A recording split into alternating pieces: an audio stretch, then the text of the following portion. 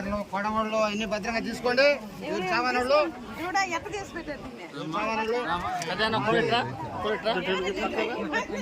అది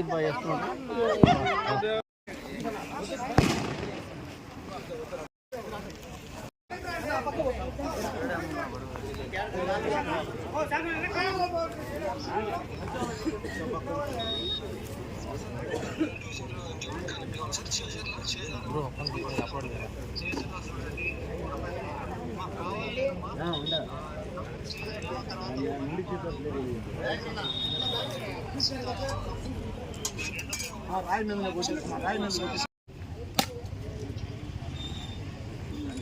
మీద మీరు కొట్టండి ఆఫీసర్. చేజర్ల, చిల్లపూర్, గూడూరు, ఇందుపూర్పేట, కావలి, కోట, మర్రిపాడు, ఉత్తుకూరు, సీతారాంపురం.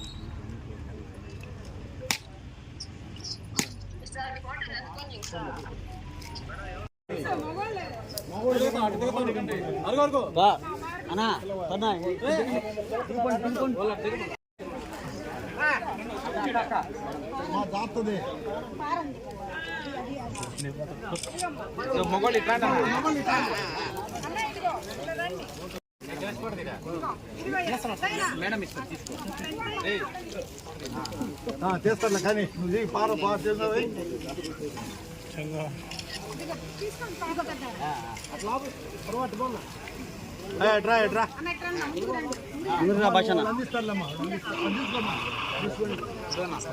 పెద్ద తీసుకో ఎవరిని ఎట్టొద్దు పడిపోతాం ఖచ్చితంగా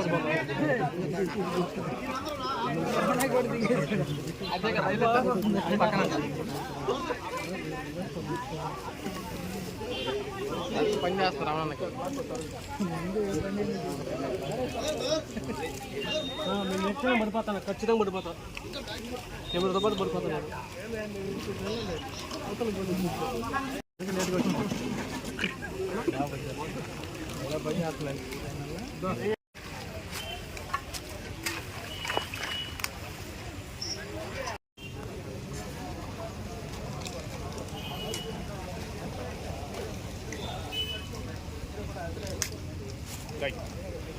చేతులు, కాళ్ళు, మొఖాలు, కౌన్లు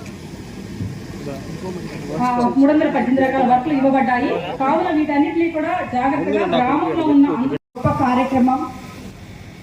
ఎన్నో విధ్వంసాలకు లోనైన ప్రభుత్వం నుంచి సంక్షేమం, అభివృద్ధి పదంగా నడుచుకుంటూ ఆర్థిక ఇబ్బందుల్ని ఎదుర్కొంటూ నడుచుకుంటూ ఇప్పటి వరకు 2 సంవత్సరాలు మన ముఖ్యమంత్రి చంద్రబాబు నాయుడు గారు అయిన తర్వాత డబుల్ ఇంజన్ సర్కార్ మోడీ గారి సహకారంతో, అలాగే పల్లెల్ని పట్టణాలుగా చూడడం కలలు మాత్రమే కాదు, అది నిరూపించాలి అని ఒకే ఒక్క ధ్యేయంతో పనిచేస్తున్న ఉప ముఖ్యమంత్రి పవన్ కళ్యాణ్ గారు వీళ్ళందరూ కలిసి ఈరోజు ఈ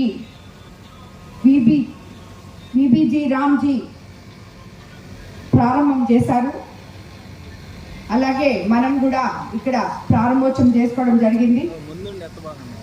దీనికి ముఖ్యమంత్రి నారా చంద్రబాబు నాయుడు గారు నాయకత్వం, ప్రధానమంత్రి నరేంద్ర మోడీ గారి సహకారం 2 కలిసిన కారణంగానే ఈరోజు మనం ఇది ఇక్కడ ప్రారంభోత్సవం చేస్తున్నాం. ఆంధ్రప్రదేశ్ కు ప్రాధాన్యత లభించింది. Viksit Bharat guarantee for Rozgar and Ajeevika mission Gramin VBG RAM G పథకం జాతీయ స్థాయి అధికారిక ప్రారంభోత్సవానికి మన రాష్ట్రాన్ని ప్రభుత్వం ఎంపిక చేసింది.